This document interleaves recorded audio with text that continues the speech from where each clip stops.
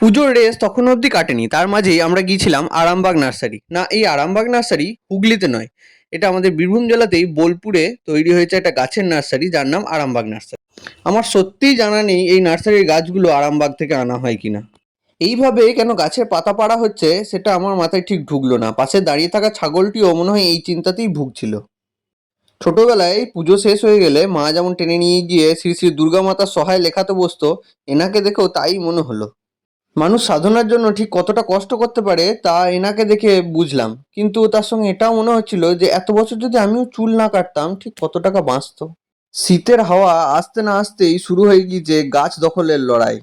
তারপর দেখা হলো এই অদ্ভুত জীবটির সঙ্গে, যে এগোচ্ছিল সামনের দিকে কিন্তু চোখ দুটো ছিল পিছনের দিকে। ও বাবা, না না, এটা তো কোনো জীব নয়, এটা তো খড় বোঝাই একটা গাড়ি, যার ডান দিক বাঁ দিক পিছন দিক কোনো দিক থেকে কোনো কিছু এলেই দেখার ক্ষমতা ছিল না।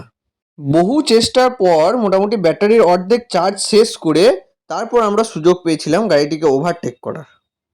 এই জায়গাটা থেকে কোনো মতে ভাববেন না যে আমি বাইকটা খুব স্পিডে চালাচ্ছিলাম, আমি কিন্তু বাইকটা বেশ আস্তেই চালাই। সেদিন এই বাড়িটাকে দেখে যেন মনে হলো কোনো বিষধর সাপে কামড়ে দিয়েছে, গোটা গা কেমন নীল রং হয়ে গিয়েছিল।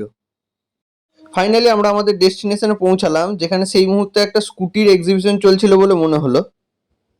তারপর আমরা ঢুকে পড়লাম ফুলের শপিং মলে, যেখানে ট্রেতে অজস্র গাছ রাখা ছিল।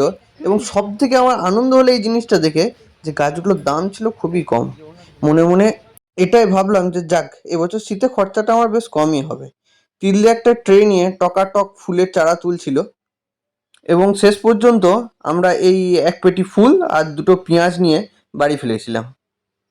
তারপর আমরা কোপা এসে কাঞ্চনজঙ্ঘার দেখা পাইনি ঠিকই, কিন্তু দার্জিলিং মোমোর সন্ধান পেয়েছিলাম, এবং সেখানে আমরা এক প্লেট করে মোমো খেয়েছিলাম আর বাড়ি ফেরার উদ্দেশ্যে রওনা দিয়েছিলাম।